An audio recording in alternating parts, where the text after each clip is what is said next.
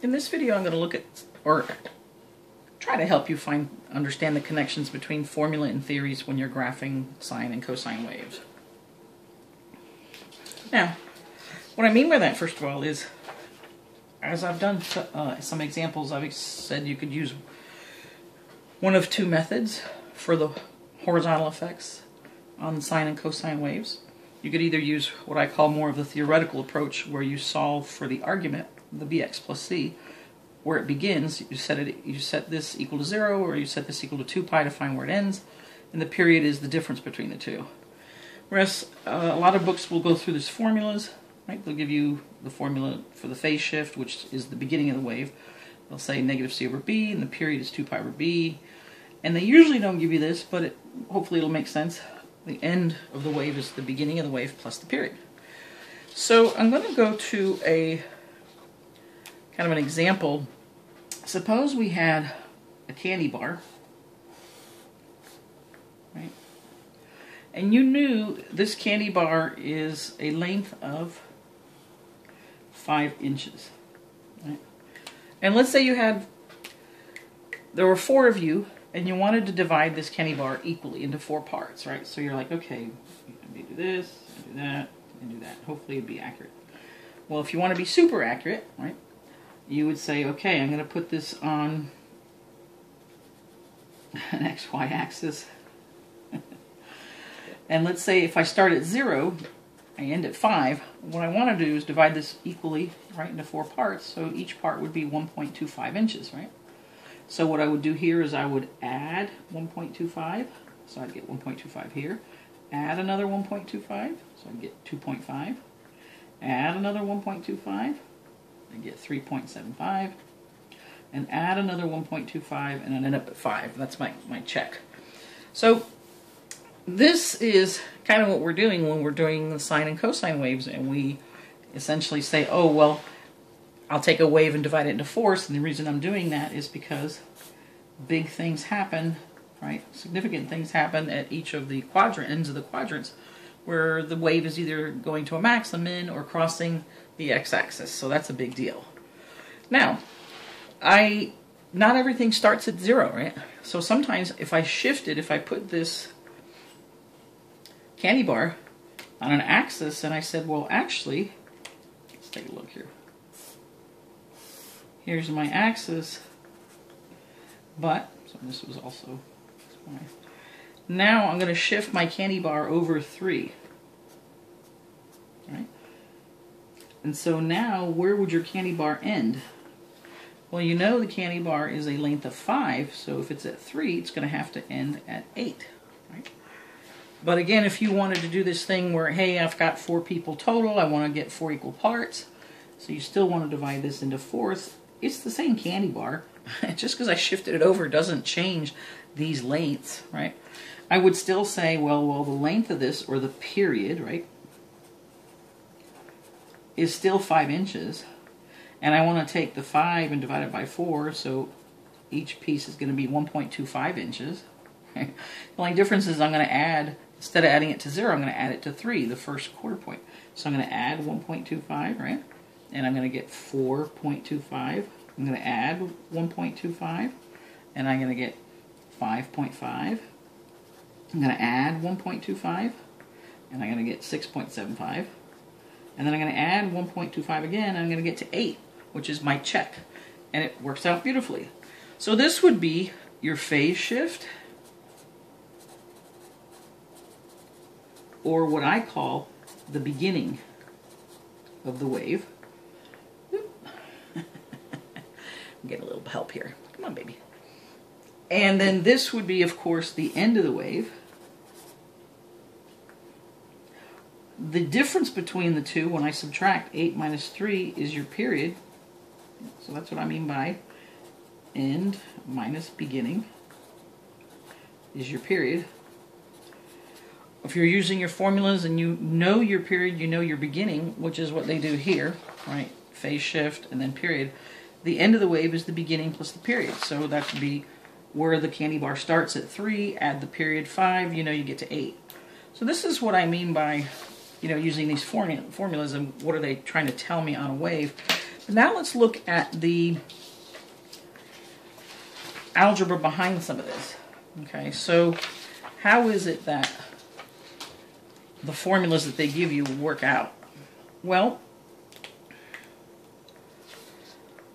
so when I set here, when I have the equation, let's say y equals a sine of bx plus c plus k, remember, I'm looking at the horizontal effects, so I'm looking at this, the argument in there. And I say, I'm going to set bx plus c equal to 0 because I know that's how where a sine wave normally starts is when you want it to go around the circle. So I start at 0 and then have it end at 2 pi. Well, if I solve for the x that makes that happen, what I do is I subtract c from both sides, right? So I have bx equals negative c. Now I divide by b, and therefore the beginning will be negative c over b. That's your phase shift.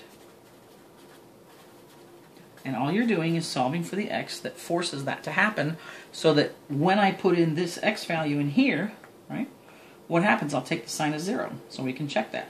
So if I put in, let's just look at this piece right here.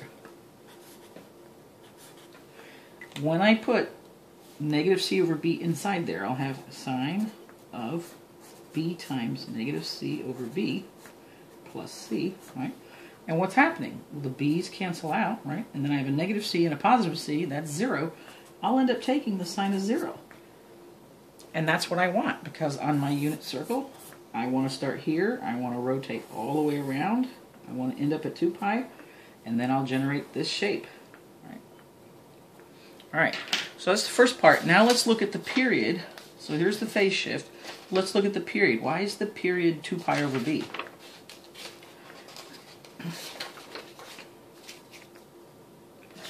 Well, the period, which is 2 pi over b, they just give you that formula.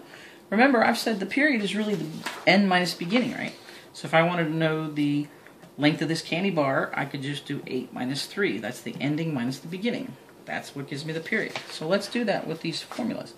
So the period is also the end minus the beginning. Okay. Now, how do we find the end? Well, remember, the end was the beginning plus the period. So you'll see this come out. So if we have the end is where bx plus c equals 2 pi. Remember, that's one of the formulas that we solve for. The end is here. Bx plus c equals 2 pi. It's also this. We're going to work with this first and connect it to that. So here we are. I'm going to solve for x. What x makes that happen? So I'm going to say subtract c. Bx equals 2 pi minus c. Now I'm going to divide by b. So x, the ending is 2 pi minus c over b. Now I'm going to come back in here and say, well, I know the end minus the beginning will give me my period. So the period is the end minus the beginning. The end is this, 2 pi minus c, and that's true for any wave, right, over b, minus the beginning, and the beginning is the phase shift, right? It's when you solve for that argument equals 0, so negative c over b. Okay. So now what we have is the same denominator, so I can put this all over b, and I have 2 pi minus c minus a negative c, so that's plus c. The c's cancel out, and I'm left with 2 pi over b. So that's going to be true of any wave. So whether you do this theoretically or formula, the formulas, they basically just did all that for you. All right. And finally, let's take a look at what do I mean when I say that if I can get, so at the very beginning of this theory I mentioned, I've got so many pages around here floating around. Well, let's see. By theory, I said if you do this by theory, you can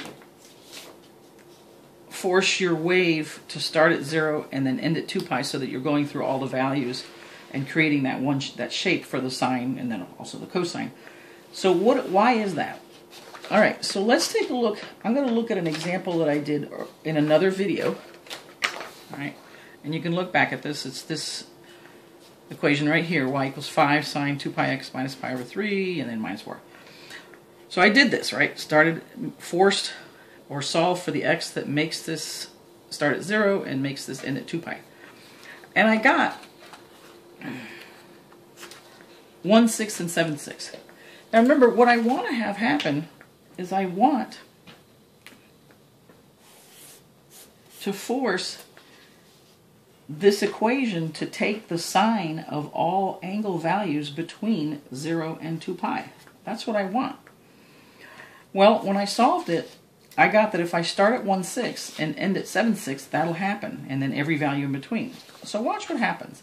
If I take, what happens when I evaluate x equal to 1/6? I'll have, just in this part right here, sine of 2 pi times 1/6 minus pi over 3.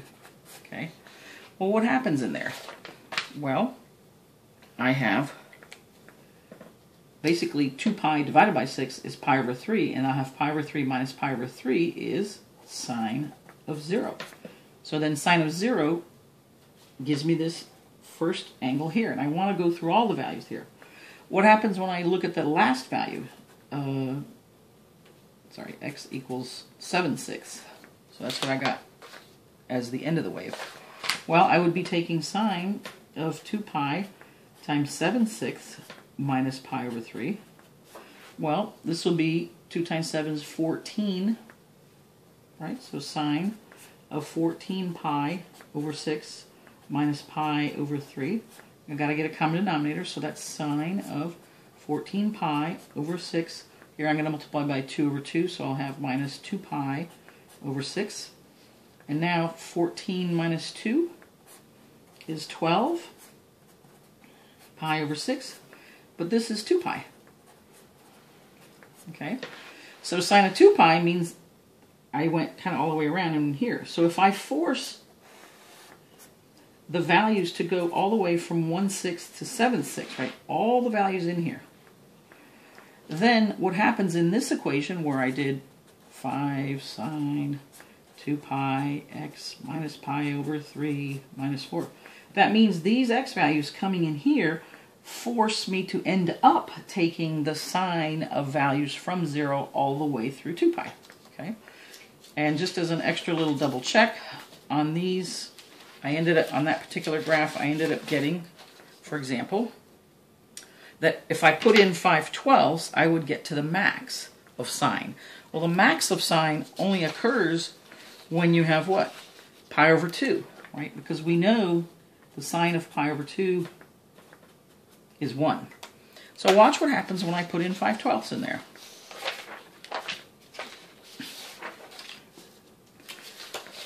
So I'm going to put in 5/12 in here. So in just this part, I will end up taking the sine of pi over 2, which will give me 1, which is the max that sine will ever be. So I'll have sine 2 pi times, remember we got 5/12, 5/12, and then minus pi over 3. And what I'm telling you is this is going to end up being pi over 2, if we did it right. So let's take a look. Sine, all right, 2 times 5 is 10, so you have 10 pi over 12 minus pi over 3. All right? So now I can either reduce this or just multiply this by 4 over 4. So I'll do 10 pi over 12 minus, and I'll have 4 pi over 12, which is sine of 10 minus 4 is 8 pi over 12. And now, when I reduce that, I get, should have gotten, I didn't do that right. 10 minus 3, 4, oh, I know, 10 minus 4 is 6. It's your best math teacher here. Sorry about that. 10 minus 4 is 6. There we are. So 6 pi over 12 is indeed pi over 2. So now when I take the sine of pi over 2, I get what? 1.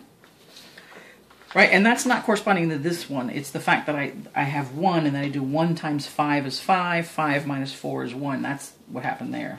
Normally it would be whatever max you get. But that's what I mean by when I solve for all the values that go between, right? When I solve for all the values that go make this argument be 0 and this argument be 2 pi, is the values that I actually get force that to happen, and so I get that I generate that shape, and that will always happen. All right, thanks so much for listening.